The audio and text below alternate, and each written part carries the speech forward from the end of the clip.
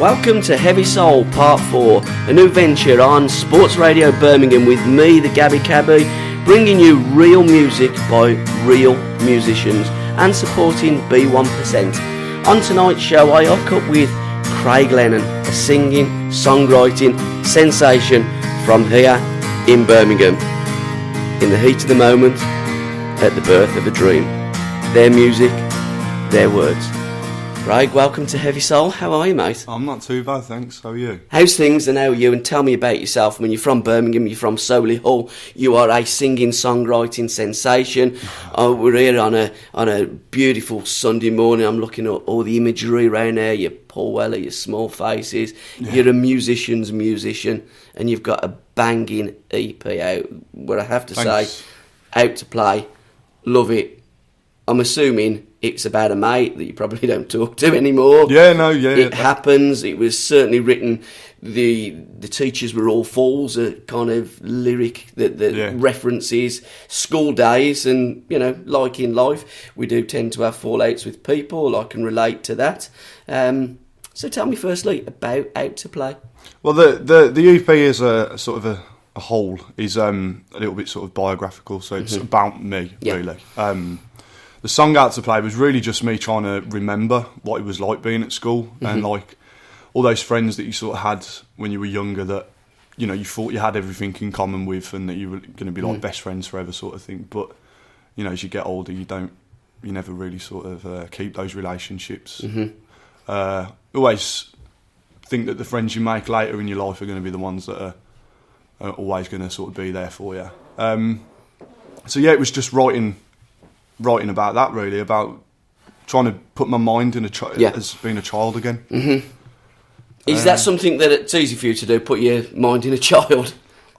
Do you speak like a child, Craig? Do I speak like a child? I think I've got quite a deep voice. So there's an 83 reference to the council.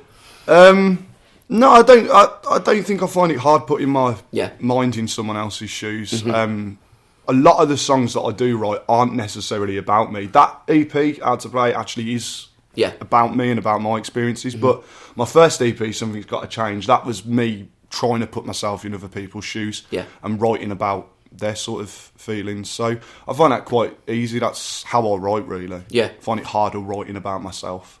How often do you write? You're still writing all the time? I've finished another 4 songs, so I'm going back in the studio in summer. To get that recorded. When did I finish my last one? I finished my last song probably about 4 days ago, something like that. So I actually put that on Facebook. It's got quite a good response from that. Do you find writing songs in a happy mode or a sad mode? Where do your juices flow? Where are you at your most productive? Are there certain hours, times of the day that you'll sit down, or do you just have things come into your head and you think, right, I've got to use that lyric, I like that, or I like that lick, I like that chord, and it all then comes together eventually in time? It always starts with just a phrase. I'll always get a phrase or a word or maybe just a little tune in the back of my head that I try and then expand upon, but I've been really trying not to rush it because you can't force that sort of thing, in my opinion.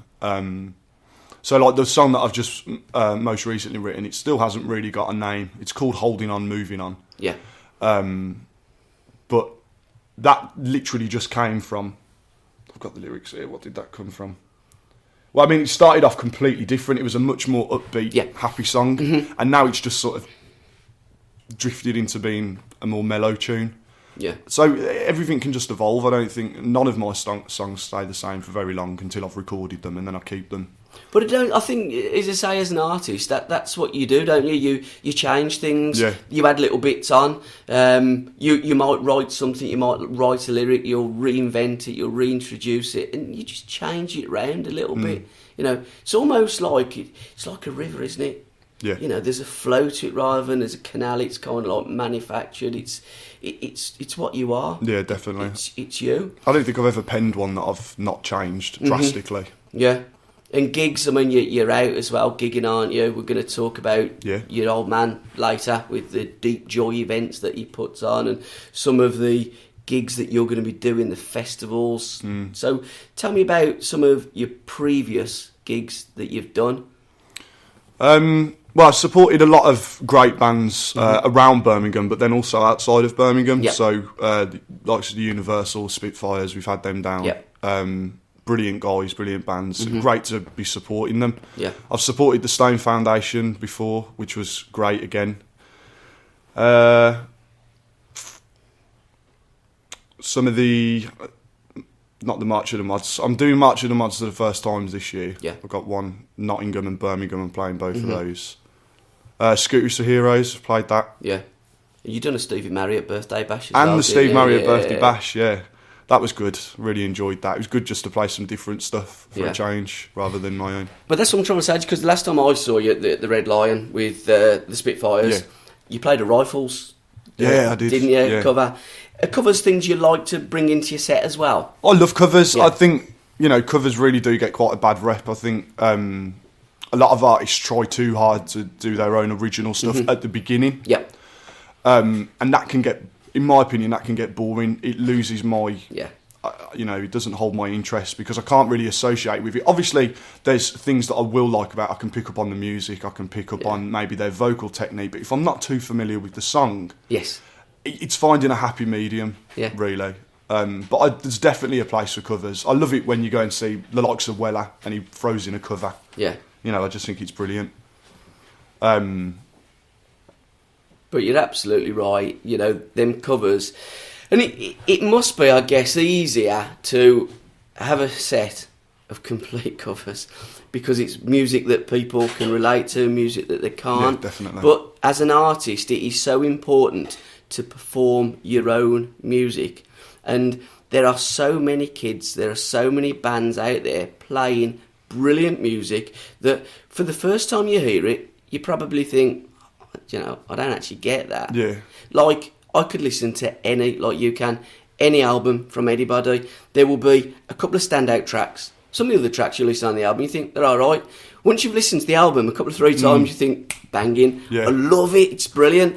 And as an original artist like yourself, to get that from someone that's watching you for the first time that goes, oh, I love that song, that's brilliant. Yeah. That is very, very difficult to do. But if you're playing a cover that they like, they're into that and they're thinking, oh, blimey, he writes his own stuff as well. Yeah. So a little bit of a balance of the two, ain't the worst thing I've ever heard. I mean, don't get me wrong. I mean, I think I would never go out there and just perform a set of covers. No, it's pointless. It is, well, for me, it is. Yeah. I mean, there's, tribute bands, they play a massive part in the culture that we got in Birmingham. Of course they do. But for me, as an original artist, I get more out of performing my own stuff. But I think it's always important just to have a bit of a cover in there, just to grab the audience attention and maybe associate with some younger people who may not be, be able to draw the similarities between my stuff and some of the artists that I like. But if I throw in a cover that they may know, that'll help them. Absolutely. Acoustically, or a band, have you any plans to move it, go electronic and get into a band, or is that what you want to do? That's your genre, that's your bag. You're an acoustic musician, and that's where you see your future. If you'd have asked me probably about 2 or 3 years ago, I'd have said, I would like to move into a band. What's different? What's changed? Me, myself, really. I personally don't think I get on well enough with other musicians to play with them. Yeah. I've got hundreds of musician friends, but would I want to have them in a band? Probably not. I'm very sort of my way or the highway, really, when it comes to music, which I think, you need that about you. You've either got to have the ability to work well within a band and compromise, but for me, I've just got an image of what I want and I'm going to attempt to get it, and I don't want to change that for anyone else, really, so... I think people that do stuff like that, they are driven. Yeah. They have got an avenue that they want to go down and they're focused and that's where they want to go. And sometimes you're right with music and that there is little room for compromise when you want to do a certain thing. And fair play to you. Influences, got to talk about your influences. Massive influence, Paul Weller, obviously. And you've got your mod target there on your T-shirts. I mean, you're a mod through and through, aren't you? Well, I wouldn't really go as far as to say I was a proper mod. Yeah. I'm heavily influenced by mod. Sure. But I think it's kind of got a bit lost now, really. Does it mean what it meant so many years ago? I don't think it does. Anyone can be a mod now. You've got to have his Parker and a scooter. But I don't know. I'd just say I'm heavily influenced by mod. I wouldn't say I was a mod. I'm very, very influenced by it though.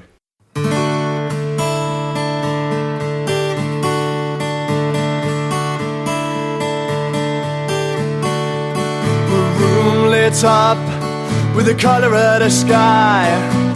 It shines so bright in the hour of daylight, and I sighed a deep sigh.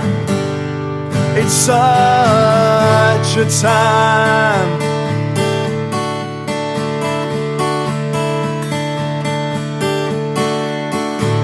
Then out of nowhere it struck me so hard, how to say the things that I couldn't so far, and I switched on like a star.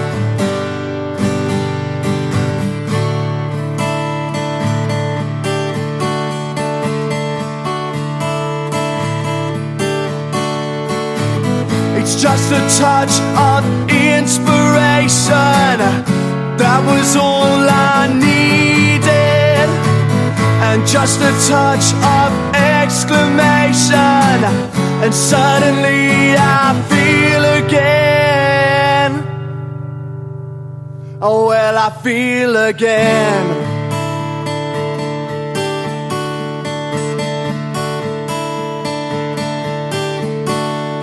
The words flow down, they fall around. They hit my page before they touch the ground, to a simple sound. It's such a sound.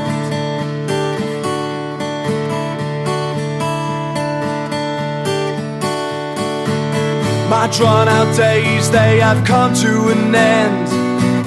I sit and smile to my only friend. His strings are nickel wound, he plays my sounds.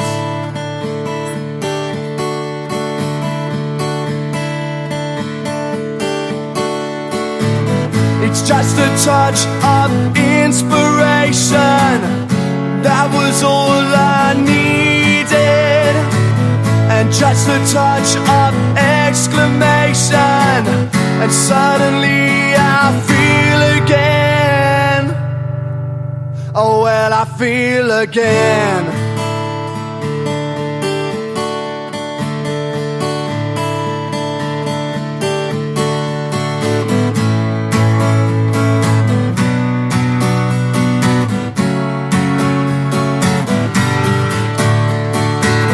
It's just a touch of inspiration, that was all I needed.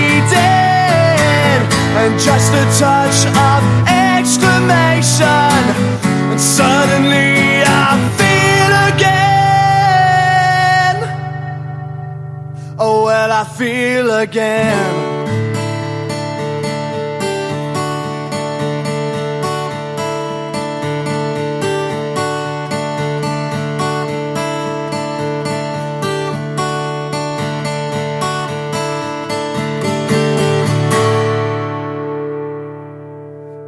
But, you know, I suppose it's, you know, it's a culture, it's a kind of thing, isn't it? It's like anything. You're either, you know, into rock music or into mod music. It's like a scene. It's the image. It's the Lambretta. Let's talk about Suited and Booted. Are you at the Meduska as well, by the way? What festivals are you playing in the summer? I'm playing, well, there's the March of the Mods Nottingham, March of the Mods Birmingham. Yeah. I'm at the Meduska too. I don't think I'm at Suited and Booted. No, I'm not playing that one. Yeah. I'll probably go to it, but I'm not playing it. Yeah. Tell me about the March of the Mods, because it is March, and it's a great lyric. Yeah, or a great like kind of it, association. Yeah. It took me a while to I know. Because you almost think, well, it's people marching. That suggests a togetherness. It actually is in March, and it raises brilliant loads of money for teenage kids with cancer as well, don't it? No, I think it is really, really good that you can have essentially a whole month that's just dedicated like to mod music, you know, R&B, all that sort of stuff. I'm really looking forward to it. I was never involved in it last year. Yeah. I mean, the charity's great, Teenage Cancer Trust. I mean, even down to their little logo for it with that guy smashing that guitar in. It's like it's just the Teenage Cancer Trust has just been taken over now by sort of like that mod image, which I think is great. Saw Paul Weller last year when he played in London for the Teenage Cancer Trust down there. That was great as well. So I think the whole sort of to be associated with that is just brilliant now. So I'm really looking forward to it. And Craig Lennon, I know that's not your surname. No. That's your middle name. Yeah. What a great middle name to have, Lennon, after the great man. Well, I did it. We worked for Ray Charles. He used his middle name as his surname for music, so that's what I'm doing. Craig Lennon. Beatles, big fan? Massive fan, yeah. Took me a while to get into the Beatles. Couldn't really see what all the hype was about to start with. Really? Yeah. I think it was purely just youthful blindness, really. I was more sort of into the punk at that time. Yeah. What punk bands were you into? Clash. Clash were just it for me. They were my all-time favourite. Why? Band. It was just Strummer. Yeah. His writing was just amazing. I do love the whole punk ethos as well. Like, just get out there and do it yourself. If you can't play, it doesn't really matter. It's what you're singing about that matters. Yeah. That's just me through and through. And as much as I'm influenced by, Weller, I'd say Strummer equally is one of my biggest influences. The way he sings, because it's got like a growl and a bite to it that I think I've got a little bit as well. And he's someone that I get compared to quite often as well in terms of vocal and how I play. Yeah. I don't know. The Clash were just everything. They were much better than the Sex Pistols, in my opinion. First song that you walked up and you looked at and you listened to and you just thought, wow, like the Clash. Blow me away. Yeah. What was that song? What was that moment where you thought, oh, let's have it? It was probably Tommy Gun for me. Yeah. But I mean, from there I got into. London Calling is probably my favourite Clash album. Yeah. But again, that's just sorry. That's all right. Where bloody hell did that come from? I just hit it. Hey, if you want to break out in song and do a little bit on here, you're absolutely more than welcome, my boy. All right, maybe in a bit then. London Calling, I think, as I just sort of grew older, got a bit more mature musically and like in myself, really. London Calling started to make more sense to me. Yeah. It wasn't just that like aggressive, all-out punk stuff, but it still had that punk element to it. Yeah. But no, Tommy Gun was the first Clash song that really got me into them.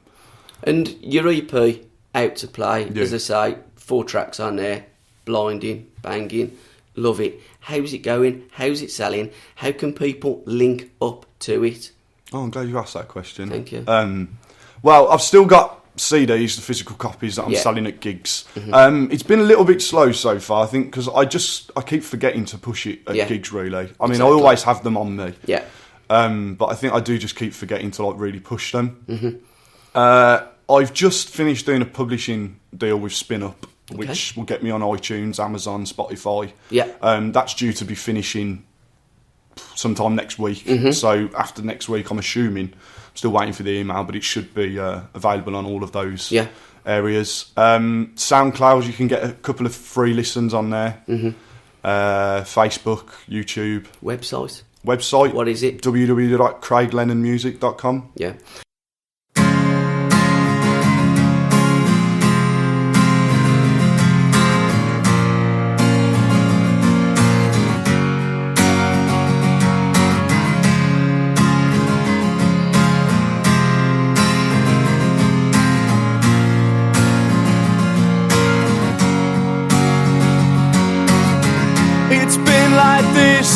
Since I was a boy, just saving up for my favourite toys. Week on week, it's just the same. I've got a job now, nothing's changed, 'cause I work so hard for what I've got. It's not a lot, and you not so much. Everything's just handed to ya, and that's what hurts.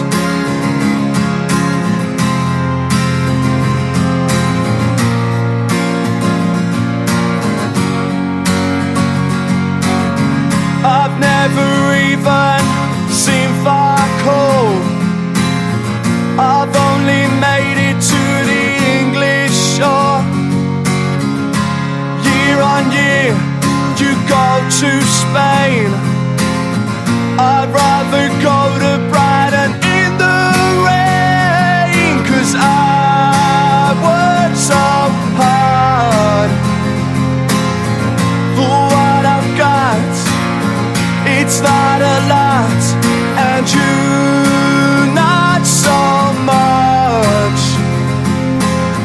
Everything's just handed to ya, and that's what hurts.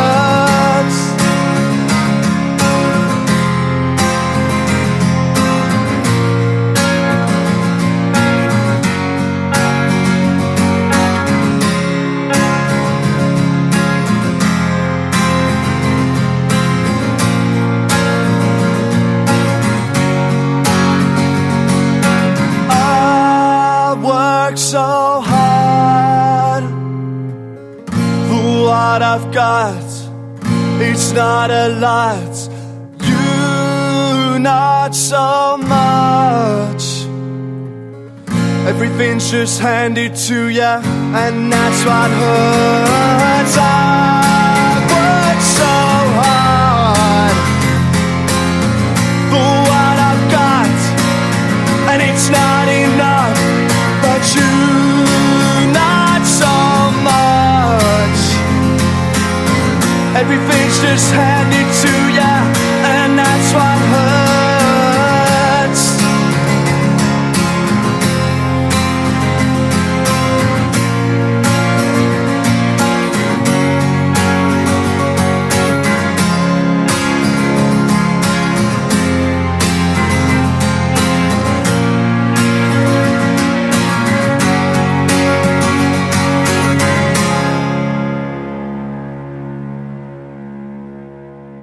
How important, because, you know, the amount of musicians that I'm linking up with now, and thanks to you guys, because you're putting me in, you know, I'm going out to a gig and you say, Gabbie, here's my EP, and have a look at these. And musicians, this show is all about musicians, all my shows are, because I'm linking up with them and they're telling me about other people, and I'm exploring so much music that is just blasting me away.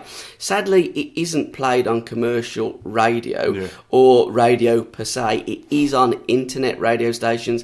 It is like with the SoundCloud, as you say, the Spotify. That is so integral and so important for the development of music. Yeah. Isn't it? Oh, yeah, absolutely.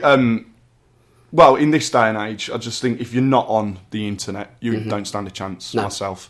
I mean, you can see that just walking downtown or walking into Solihull, you know, the buskers, some of them are absolutely fantastic, but do they have an internet page? You know, I don't really see buskers online or anything like that. I mean, you know, you do look out for them, but they're just not on there. So it just goes to show that you need that internet publicity behind you. I think a shame, one of the worst things about it is you need money as well behind you to do internet publicity. Do you find that really sad? That, you know, you've got a talent, you know, whoever that artist is, they have a talent for writing music, for performing music, for recording music. Sadly, unless you've got money that the commercial people will ears pick up when it goes ka-ching, that cannot be right with music. Music comes from the soul. Music comes from the heart. Music comes from most people that want to, you know, write music. Kind of are in a state of almost depression and ain't got a pot to piddle in, and write about troubles, about things that they connect with, things that very rarely multimillionaires pick up a guitar and start writing stuff and perform. It's like with boxing, with football. It comes from the streets, it comes from the roots, and you need support, and that support network with commercial ventures, to me, just is not there. Am I wrong or am I right? No, I think you're absolutely right. I think there could be a lot more done by governments to help, by councils to help unsigned musicians get recognised quicker and easier. I just, you know, I heard when I was doing music in college that, like, music is still one of the biggest exports out of the UK. Yeah, I think it is. Yeah. By supporting music, doing everything you can to help it, you're just making more money for the country, really. And, you know, we all know we need that. Yeah. So, the logical step for me is to just back music 100%. Like, I don't understand why more people don't do it, but it is a shame that you need money in order to make music. You know, studios. I mean, I'm lucky because my producer really sort of helps me out, and he's a good guy. Let's have a shout for him. What's his name? Tom Gittins, Monochrome Productions. Okay. Absolutely fantastic legend. But, you know, studios in general, ridiculously overpriced. Recording time, getting everything printed. I mean, I think I spent just under £2,000 on my last EP, and that was for like 300 copies of it, you know. Yeah. Odds of me recouping that back, probably not that high. Yes. So you've got to be able to have that money to just essentially throw away, but with the hope that from that you can get something come out of it. And it's soul destroying, isn't it? You know, there must be. I mean, like yourself. I mean, you've got a great family network. I mean, your dad. I'm going to link up with your dad in a bit. Puts on brilliant shows, brilliant events. There's so many promoters. There's so many things going on certainly in Birmingham, and there is countrywide and that. But it must be so easy for a kid, a very, very talented kid or group of kids, boys and girls, to think, you know, we haven't got that money, we're just going to pack it in. Absolutely. And we must lose so much talent. We're doing football, we're doing music, we're doing arts, we're doing dance, we're doing everything because the kids are not being banked. You know, you want to tell them all that you're bankers, you'll get loads of dough around that, yeah. Yeah, I know. I don't know. I don't know what we can do about it, really, to be honest. Just keep doing what you do, mate, is what I'm saying to you. And us at Sports Radio, we will back all you guys. You know, I want to get a syndication Sunday where we get syndicated shows from all over the globe, just putting on from morning, noon, through night, just music, just proper music, no pap. Boy band free zones. I don't want anything commercial. I just want real music, kids writing stuff, and we will put it out there and we will play it and we will sell it to the world. No, it sounds great. You know, I'll be up for that. You know, I think one thing that doesn't help, you know, as brilliant as it is to have a scene where there's a lot of stuff and you've got a lot of choice each week, sometimes things can clash, obviously. So we've got nights where maybe there might be something else on the same night. But I think people just need to be a bit more sort of experimental, because it is a shame when you get bands that come from all over the country, but people still want to see the same old. A calendar is what we need. A universal calendar. Yeah. We need an organisation, we need structure where you can watch all these kids, these bands, these gigs. They're on all the time, but not all on the same night. No. And you're right, because I've done that, like linking up with different. I'm thinking, right, I want to go and watch that. Want to go, what? Oh, they're on the same night.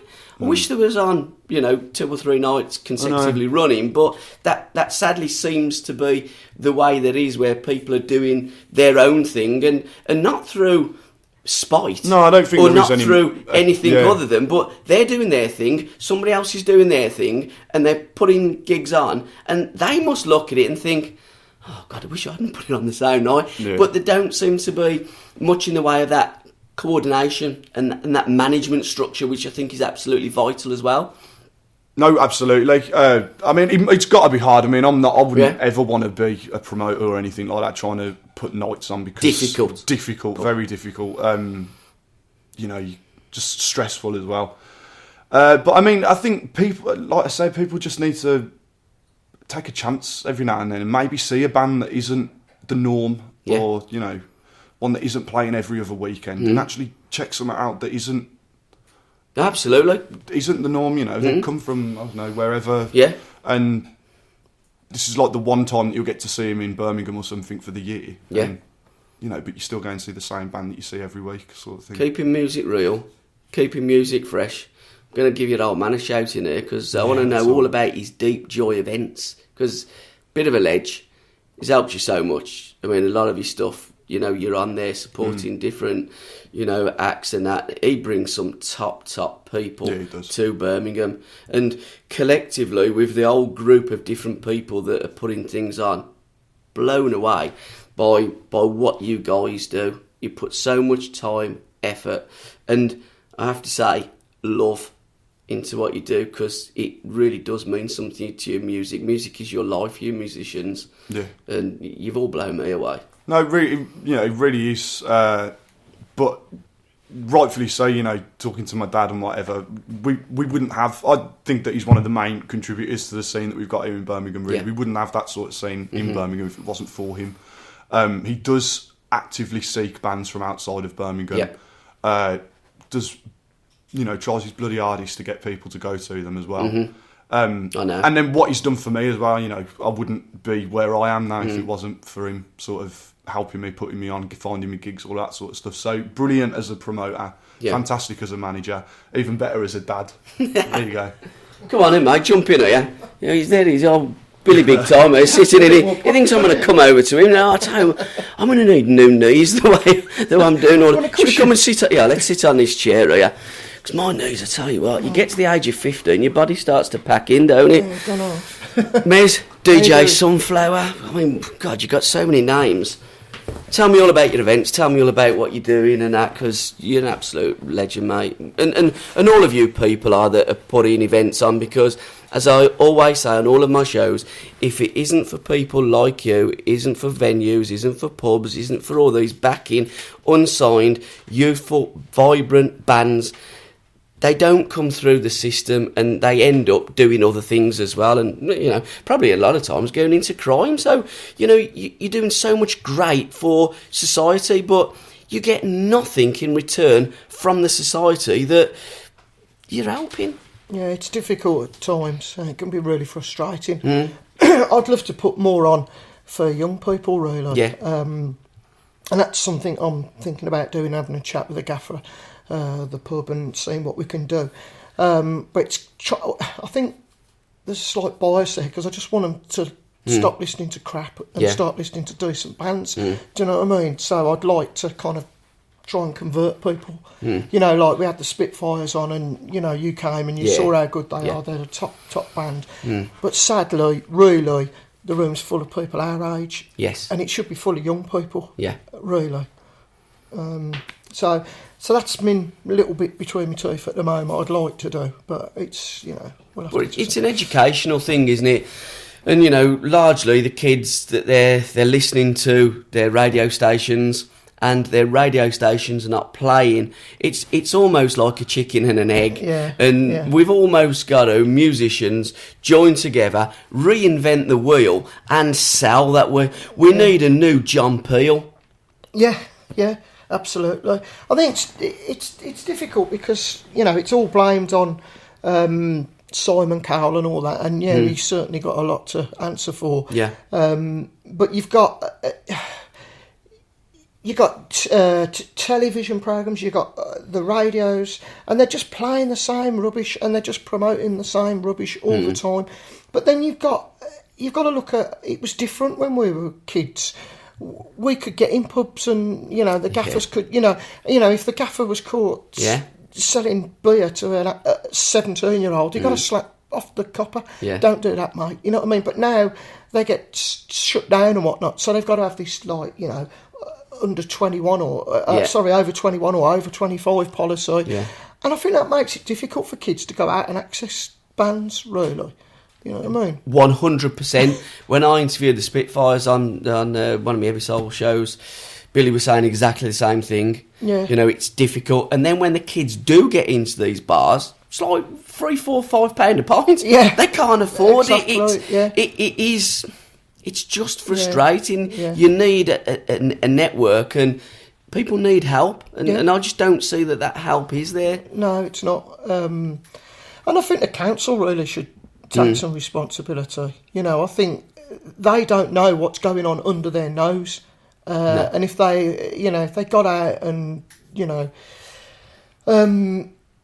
if they got off their backsides and they went out and they listened and they opened their eyes, they'd see that there's a lot going on, and they could do a lot, and they seem to, I don't mean this disrespectfully, but they seem to promote or put money into the wrong things. They're quite happy to go down, I don't know, it's like they assume all young people are into music, hip-hop or whatever, but, if it's most of the kids I know don't. They will people will put money into things that commercially they think that they can get money back from. And to change things, you have to grow those seeds. You almost have to do a little bit of gardening, put the seeds, let the shoots grow, and then you will reap what you sow in time. But you need a lot of legwork, a lot of groundwork, a lot of hard work. Deep Joy, where did you get that? Is that a reference to probably a Small Faces lyric? It came totally from the Small Faces, Yeah. really. It's off Ogden's Nut. And it's Stanley Unwin, and, Deep Joy of the Tumload and all this. So I just thought it's such a great catchphrase, really. It's just great. So I thought, that'll do. I contemplated all sorts of names for when I was putting it together, but I thought, no, that one sounds the best, really. I think it is a great. And tell me about the Small Faces, because you're a massive fan. Love them. They're just everything to me. I mean, what can I say? Working class boys that just done it. I think they, it's difficult because I don't want to just sound like I'm paraphrasing Paul Weller, but they were the perfect band. Yeah. They were all the same height. What are the chances of that, when they're all 5'5"? Yeah. Do you know what I mean? They all dressed the same. They all had the same kind of taste in music. They had the same attitude. So they were the perfect pop group, soul group, whatever you want to label them as, really. And Marriott was just the ultimate singer. Yeah. For me, anyway, I don't think there's ever been a better singer. And your Deep Joy events, they're always at the Red Lion in Shirley. Am I correct in saying that? Yeah, they are. It's just I personally love the venue. There are one or two people that say it's too small and blah blah blah. For me, that's the plus side of it. Yeah. I don't want a room that's holds 250 and I'm attracting 120. Yeah. Do you know what I mean? Yeah. I want a room that holds 120. And I'm attracting 120, and it's rammed, and it feels like I want it.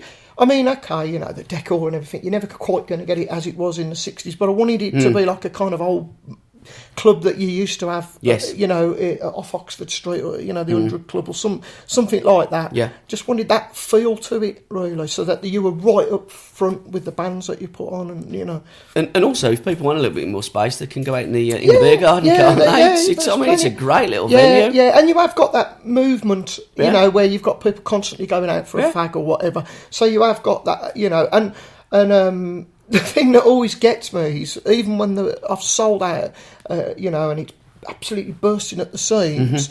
When I look back at the photos, it looks empty. Yeah. There's something about it. Everyone just stands by the stage, and if they all move forward, it'd be great because they'd finally got a bit more space. Then it would moan. But I don't care. It's all part of it, innit? Who wants to go to a concert and have arm and leg room? You know what I mean? You want to go there and feel part of the atmosphere. Bit like the old football terraces, isn't it? Absolutely. Football, exactly music, same thing. Culture, isn't it? The clothes, the style, the fashion, they're the whole on lot. about bringing standing back and all this crap, but have you seen the sterile way they're doing it with bars? I know. That ain't standing. You might as well sit down and just stand up in your seat. Yes. If you're going to bring it back how it was. Okay, admittedly you need it a bit more safer. But, but it's the same thing, really.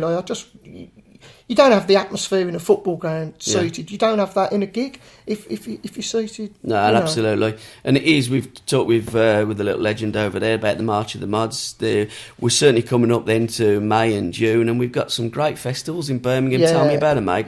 I know you're a massive player in this game. Well, we've got the Meduska. This is the second one. That's in June. I think the Suited and Booted 28th of June. Yeah, 28th of June. I think the Suited and Booted one is before that. We'll talk about that in a minute. The Meduska one was at Alv Church last year. It's moved this year to Birmingham Rugby Club. I'm nothing to do with it other than I DJ it. Yeah. You know what I mean? So it's not my Simon Willett's his... It's his baby, like. But you've got some just brilliant bands on. The Universal, top lads. For me, the best band I've heard in years. How they're not massive, I do not know. Yeah. I'm kind of glad they're not in a way, but they are just. But if you was Terry Shaughnessy, you would be ripping your hair out, wouldn't you? Why can't my music be played on it? It's doing me fruit. It's brilliant. If I was Terry Shaughnessy, I'd be coming up with songs like "Is This England," which kind of answer that frustration, don't they? Do you know what I mean? I don't know how he does it, really. That's such top blokes. Yeah, and, lovely idea. You know what I mean? And they're reasonable, in terms of, like, booking them. You know what I mean? Some bands I phone up, and they're covers bands or tribute bands or whatever, And they quote me ridiculous prices, you know. And you know, I will always do my best to pay a band what they deserve, and they all deserve. You know, they've got equipment to buy and everything. I fully understand that. But some of the prices, when you think you've got bands out there like Universal, are doing it a lot cheaper. And it's all around stuff, you know. And I've got nothing but respect for the Universal. And they're working so hard up and down the country. Birmingham's almost like a second home for Terry and the boys, isn't it? Terry's been. I don't know how long I've been following Terry now. Years. I used to go and watch him just do the acoustic things when it was just him and Pete. And, you know, there'd be like 20 people in the audience and he'd come all the way from Liverpool and do that. And I used to think, blimey, mate. But, you know, but they're brilliant. I mean, I've got them on the 12th of April at the Lion doing... an acoustic set, isn't it? An acoustic set, but it's the four of them. It's the whole band. They've done a lot of... just him and Pete. It's the first time in Birmingham that they've done it. They've done it in Coventry. And it just brings a whole new feel to their album. How does a drummer play an acoustic set?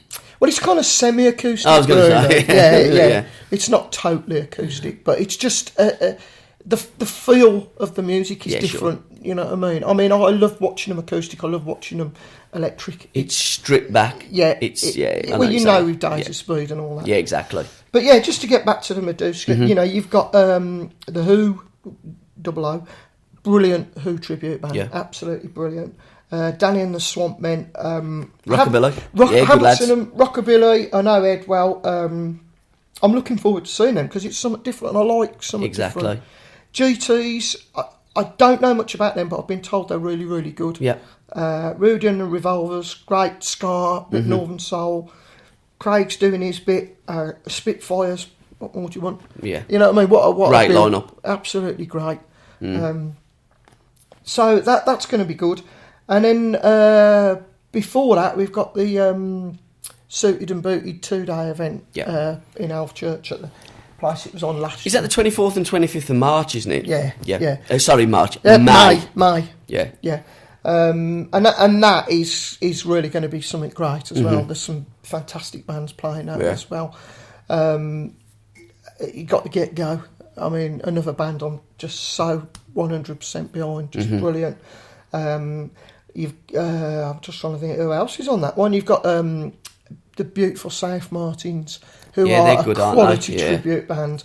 You know, you've got to be into that. A big fan of Paul Heaton as well, aren't you? I think Paul Heaton and Paul Weller are just two of the best songwriters this country's ever produced. Yeah, without a shadow of a doubt. I think Paul Heaton's, you know, mad as a box of frogs, as they say. You know, he's not quite the full ticket. Is I hope you listen to this. You've said that. Oh, well, I don't care. I'll tell you. Well, anyone that collects Chris wrappers. I mean, I went to see him play in church last year, so what more can you say? You know what I mean? He's putting a gig on in church, but that's what I love with musicians. They're always, well, the good ones, they're always looking to do different things, to go out the comfort zone, try things, strip things back, just create something. The creative mind is like, you can't beat a creative mind. No, I just wish I had the talent. You know, my mind's like that all the time. You know, I've got things coming in and out, and I just, unfortunately, I haven't got the talent to do that. So I have to put my energy into kind of DJing and how's your DJing sets going? Yeah, great. I mean, I play obviously a lot at the Lion because that's my main baby, like, and then I just do guest slots where I'm asked to. It's funny, really. I kind of moved back into vinyl. I did vinyl for donkey's years, you know. Then I moved into CD because I was lazy and I was getting fed up of carting boxes of records round. And you get all the people that have had a bit too much to drink looking through your records at the end of the night, and I was thinking, hang on, some of these are getting pricey now. Yeah. So I took the easy route. And the other thing was, working with bands, you don't get much space. You're shoved up a corner on a box or whatever. So I thought, it's easier to just work with CDs. But you can't, vinyl, you know, I've got nothing but respect for the DJs that will only use vinyl, really. It must be difficult getting hold of vinyl because not everybody does vinyl these days. No, do you know something? In a way, it's easier because you've got the internet. Yeah. You know, years ago, I used to have to wait for record fairs to come round. Yeah. Do you know what I mean? And then it'd be like every man for himself for one copy of something. Yeah. So in a way, it's easier. It's sadder, I suppose, because you lose that feeling of going to a record fair and finding something. And record shops as well. Record shops. It's just. Well, it breaks my heart. You know what I mean? Every time they close, you know, it's just like, I don't know. There's nothing quite like hunting through a pile of records and finding something you've been after for years. Yeah. You know, and vinyl will always be the thing. You know. So what's on the horizon for Deep Joy and DJ Sunflower? What you got? I've got coming up? loads coming up. Saturday. Coming up 15th. We're probably not going to go out by then. Right, but you've got Heavy Soul. I know Soul, that. That's going to be a cracker. I was coming there, but I can't go to babysit that night, so sadly. Mind. But I'll be definitely there for the Universal. You've got the Atlantic Players as well. Players, who are, you know, probably one of my favourite local bands, really. Where are they from? They're all from Birmingham, they're all Brummies. Oh, right. Yeah, they're all... it's funny, you know, that the singers, he's just amazing. Yeah. You know, I always say he talks like Benny. And sings like Otis. You know, and I don't know where he was hiding for all these years. Well, I'm glad that he does that and not talks and sings like Benny. But no, they're brilliant. Atlantic Players. I've known a couple of them for years from other bands they've been in. Yeah.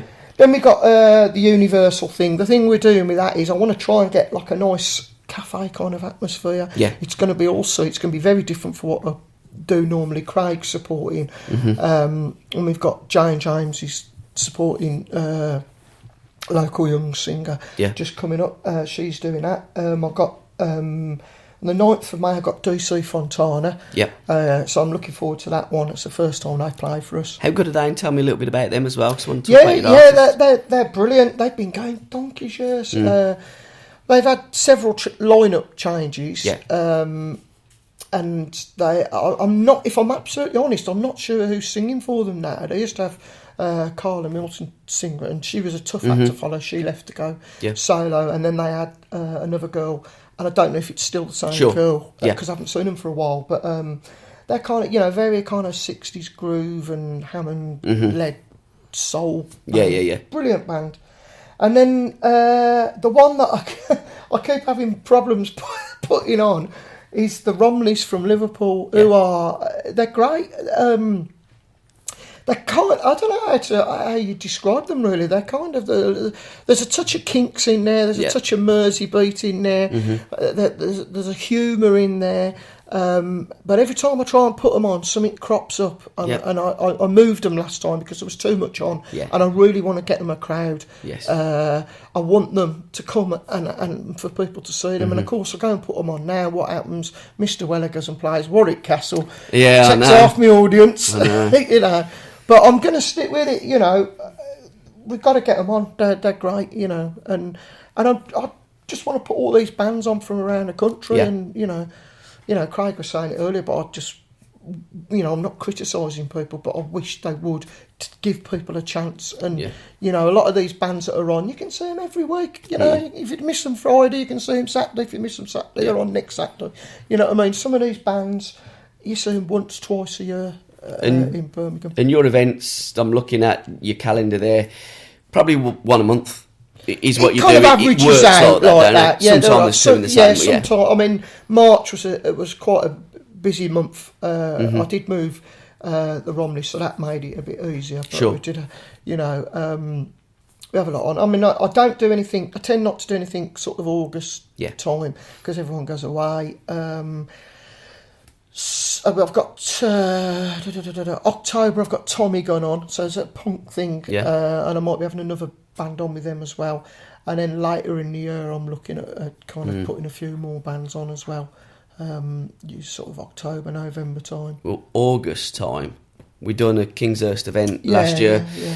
Not too sure whether we're going to do it this year. I don't know. I've been going around and having a look at the scene and linking up with people. I would love to put an event on with Kingshurst Football Club, and the people there linking up with, you know, the Solihull Hour and a United Solihull with Solihull Moors as well. There's so much great things going on in Solihull. And every August bank holiday, having something there promoting unsigned, untapped, brilliant bands, and I would love all the people that I'm linking up with to play a part and doing something local in our area, that we can have a festival in Kingshurst and Chelmsley Wood, because I think that would be absolutely fantastic. It's an area in Solihull that's very close to my heart. I was born there, and an area that I always feel misses out being on the south side. On the north side. I mean, it's almost like Korea. Solihull. I mean, we're North Korea, and like over there it's the south, and we don't get a lot. That's a new description of Chelmsley Wood. It's got a bit of a reputation. I think Korea's going a little bit too far. I mean the way that like I know what you mean. It's perceived where the north side don't get much, and the south side's all glossy and stuff. But I mean, that's and we've got some great skins over there. That's just it's my home. I love that area. But that's the country, isn't it? You know exactly. what I mean? North and south, north and innit? south. You know, and where does north start and finish? I don't know. I suppose in England, Watford Gap. Yeah, exactly. But yeah, it is a shame, because I think wherever you go, there's talent out there. Massively.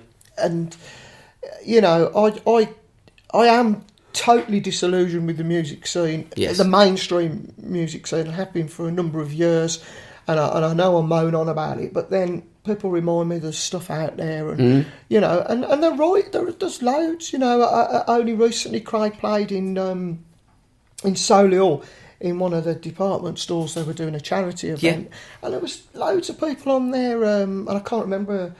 Can you remember her surname? Ellie somebody, and she's absolutely brilliant. She's gone away. She's promised me she's going to come and play for me. Okay. Singer, really good singer, and she's got a guitarist with really good. And you know that talent's there, but it's just undiscovered. You know, on our radio station, we'll back it 100%. Yeah. So anything that you get, link it up. I mean, I'm trying to, as I said to Craig earlier, you know, get a syndication Sunday where we just play real music. Yeah. Like from the floorboards up. Yeah. Proper, all day long. Yeah. Without boy bands. That's it. Well, my radio station, well, it's not my radio station, but my radio shows boy band free. I wish even my daughter does not get One Direction on any of my shows. That's brilliant. You know? That's fantastic, that is. I say, darling, I love you to bits, but I ain't playing One Direction. Well, that's right. I mean, One Direction, No Direction, whatever. Yeah. You know what I mean? And I don't know. The way I sum it up, really, is, you know, never mind the buzzcocks. Right. Oh, I wondered what you was going to say there. No.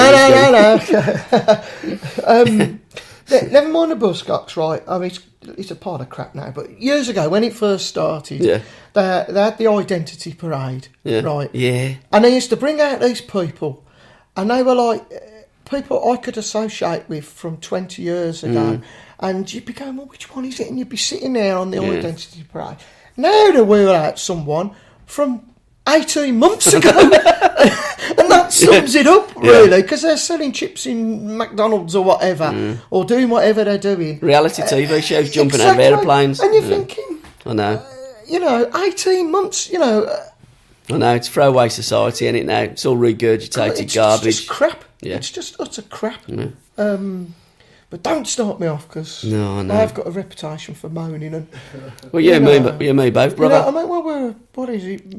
Old. Curmudgeon. Yeah, mid-age. Frustrated. Annoyed. And talking about that, I'm going to go. I'm going to do one. One last word from Craig. Son, are we going out to play? Good night. Good night. God bless. Thanks for listening.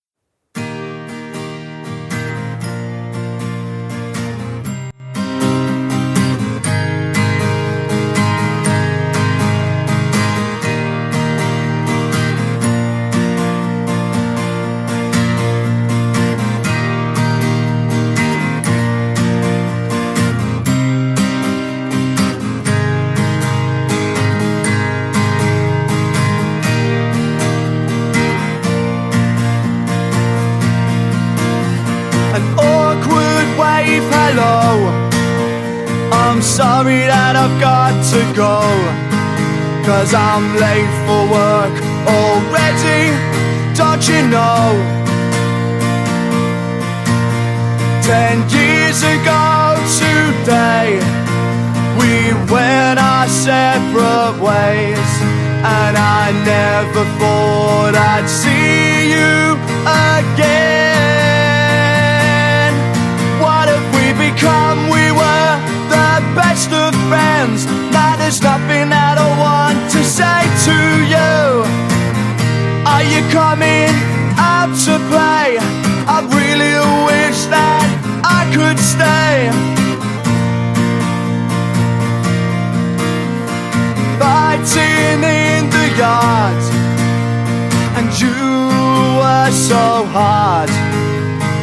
Fighting everyone who looks your way.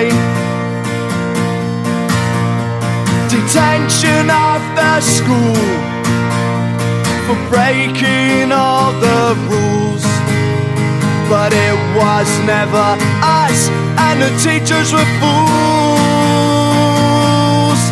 What have we become? We were the best of friends. Now there's nothing that I want to say to you.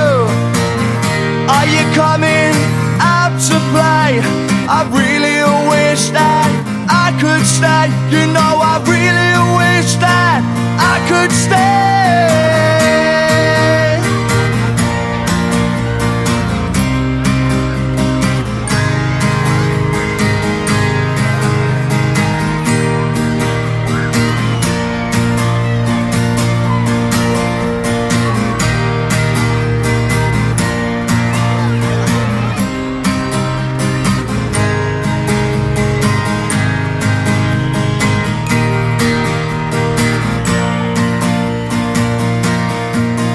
Now it's time to say goodbye.